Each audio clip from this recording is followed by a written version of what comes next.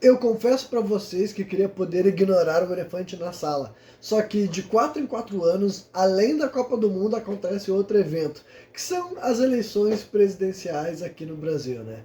Então esse mês já começou o período eleitoreiro e tem uma coisa que eu não quero fazer, que é propaganda para ninguém, como vocês devem imaginar. Então eu vou aproveitar esse período para falar de alguns aspectos mais fundamentais da política, né? Essa própria palavra, política, que hoje em dia parece sinônimo de manipulação, mentira, distorcer fatos, né? Política originalmente quer dizer isso, né? O estilo de vida nas cidades, né? Vem de polis. Como é que você pode viver numa cidade? Você tem que ter leis, você tem que ter regras. Então política é algo muito mais fundamental, é algo meio que assim intrínseco à nossa forma de viver. É por isso que esse canal, na realidade, ele é profundamente político. Mas não é por acaso que eu não fico falando certos jargões, certos termos. Eu, de fato, por vontade própria, fiz questão de esculpir uma espécie de vocabulário meu particular, que ele não é neutro, mas eu não quero vincular a termos de vertentes políticas pré-estabelecidas de outros momentos, de outros contextos históricos. Eu me enxergo como uma pessoa naturalmente de oposição. E isso, durante muito tempo da minha vida, me fez me enxergar como uma figura mais à esquerda. Mas é óbvio que conforme a esquerda tem seus momentos de glória e poder, ou melhor também aquilo que foi definido como a esquerda no Brasil, aí eu vou falar especificamente, né? Se o presidente atual é a mais esquerda que o Brasil pode ser, né? É o tipo de esquerda que é eleito e é o tipo de esquerda que a gente tem que encarar como uma opção real, pragmática da realidade. Então, assim, eu percebi que as pessoas não fariam oposição a esse governo, eu parei de me ver identificado com esse tipo de movimento, porque, como eu falei para vocês, eu me enxergo uma pessoa que faz oposição. O meu cérebro naturalmente opera dessa forma, do jeito natural que eu estou em conversações, em diálogos. É uma coisa que eu percebi a meu respeito ao longo da minha vida. Conforme eu estou tendo uma conversação, é muito mais comum que eu fique levantando o oposto ou contraditório, da mesma maneira que os meus discursos eles ficam amplos, largos, cheios de considerações, porque eu sinto necessidade de contextualizar um monte de coisa. Eu sinto uma necessidade que, na minha opinião, é de ser honesto intelectualmente e mesmo que isso enfraqueça a minha mensagem política. Não só porque eu estou falando coisas que podem contra-argumentar o meu ponto inicial, mas também porque eu estou diluindo meu discurso, englobando certas coisas que talvez estão fugindo daquele tema. Mas é o único jeito que eu consigo abordar essas questões, sabe? Eu preciso funcionar dessa forma e da mesma maneira que eu tenho que contradizer quando alguma coisa está sendo colocada como uma verdade absoluta. Então, ao longo da minha vida, eu percebi que quando eu estava em ambientes considerados mais à esquerda, eu ficava trazendo formações que são opostas àquilo. E aí é muito além de ser uma espécie de advogado do diabo, querer contrariar as pessoas. É realmente, eu acho que é natural quando as pessoas vão indo muito para um lado político, eles passam a falhar na hora de interpretar outros fatos, outros dados. Dá para perceber que a pessoa se acostuma a olhar a realidade pela mesma ótica e daí ele perdeu a capacidade de ver um ambiente mais amplo. Eu posso falar isso tanto para o lado da direita quanto do lado para a esquerda. Eu percebia que com esses dois grupos era necessário ficar trazendo alguns pontos que talvez eu até tivesse aprendido com pessoas da direita e da esquerda.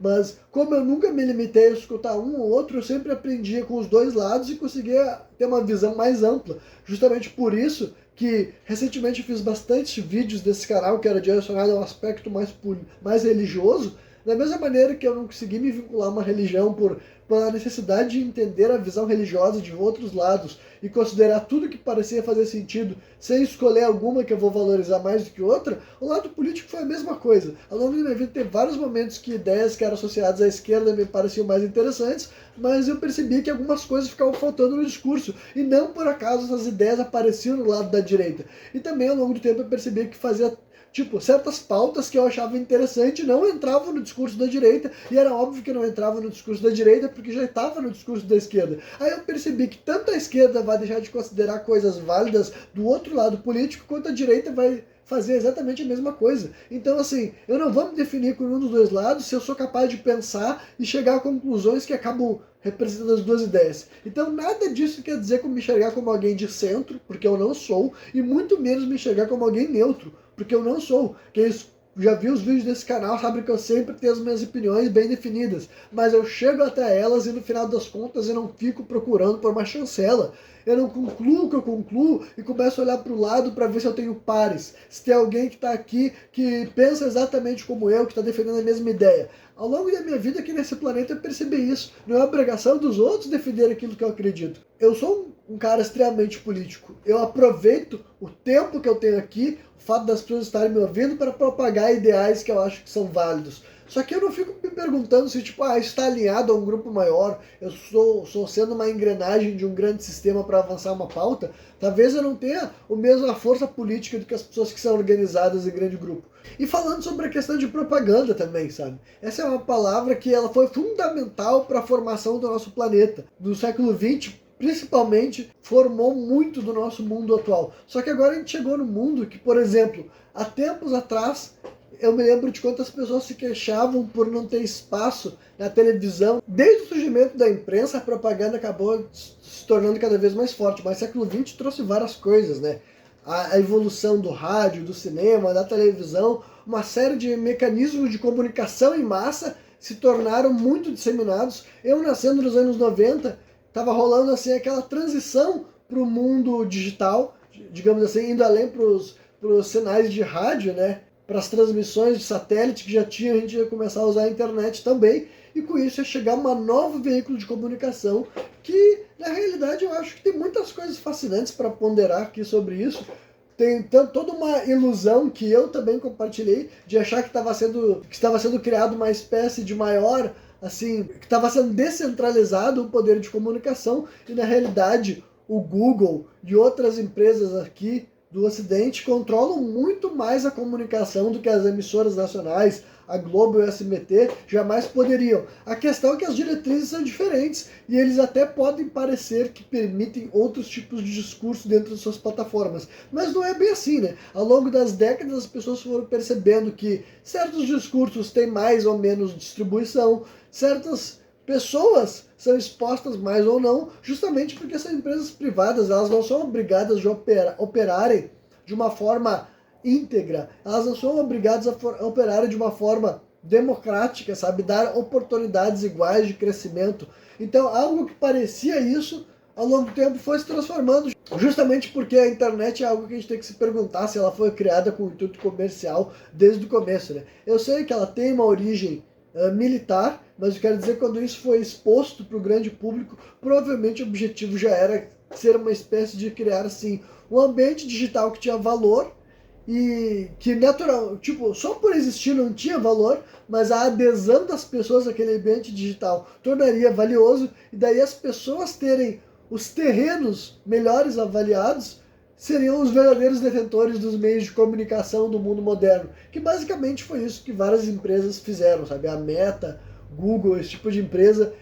Quem é dono desses grandes mecanismos de comunicação é eles que realmente têm o grande poder de controlar o que é veiculado, o que é dito, o que é propagado. E é óbvio que ao longo do tempo outros mecanismos foram surgindo. Eu, por exemplo, agora esse meu vídeo vai parar no YouTube e vai parar no TikTok também, que é uma empresa de origem daí oriental, né, chinesa. Mas então basicamente tem algumas pessoas que realmente controlam o espaço da comunicação digital. Não é como se qualquer pessoa pudesse criar um vídeo e fazer o quê? Criar um site, botar o seu site lá com o seu próprio vídeo, e aquele seu site vai viralizar, aquele seu site vai tomar conta das redes sociais que são das outras pessoas, porque como que tu vai vincular, como que as pessoas vão saber que teu site existe se tu não tiver que recorrer a Twitter, Instagram, YouTube, TikTok, por exemplo, sabe? Muitas pessoas tiveram essa ilusão de que estava sendo criado um ambiente descentralizado, mas na verdade nós estávamos ajudando a criar um mundo muito mais centralizado do que jamais esteve.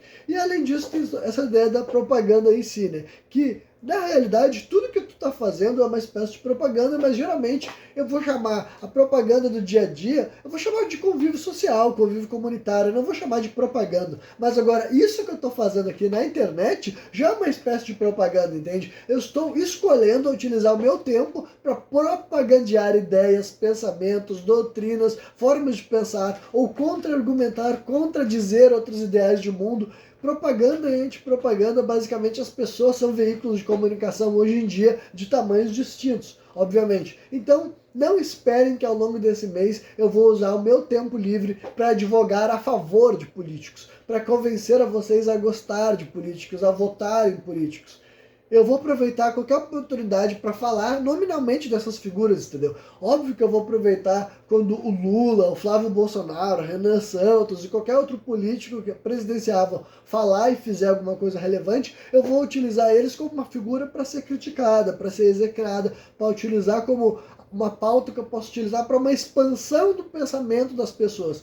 Mas agora não pensem que eu vou estar aqui para fazer propagandear ideias que partidos políticos vão estar endossando e vão estar aplaudindo o que eu vou fazer aqui. Eu estou fazendo aqui mesmo, é o lado meu de indivíduo, e individualmente sim, eu acho que eu vou contribuir um pouco para as pessoas que dedicaram algum tempo para me ouvir. E eu, de maneira alguma, acho que eu consigo disputar espaço com essas pessoas, mas olha, para ser honesto e sincero com a minha forma de pensar, não tem como eu me adequar a um pensamento de esquerda e direita, ou direita, da mesma maneira que eu vou criticar de maneira legítima e autêntica pessoas da esquerda e da direita, entendem? E isso não quer dizer que eu sou neutro, isso não quer dizer que eu sou indeciso. Eu sei muito bem o que eu estou fazendo, sabe? E eu não vou estar aqui para propagandear a ideia de outras pessoas, não estou aqui para falar bem de partido político, de candidatos a cargos públicos. Não é isso que eu vou fazer aqui nesse canal, né? Mas isso aí, quem me viu até o final, espero que tenha curtido. Deixa um like, se inscreve no meu canal se está assistindo no YouTube, e deixa um like e passa a me seguir se está assistindo no TikTok. Valeu!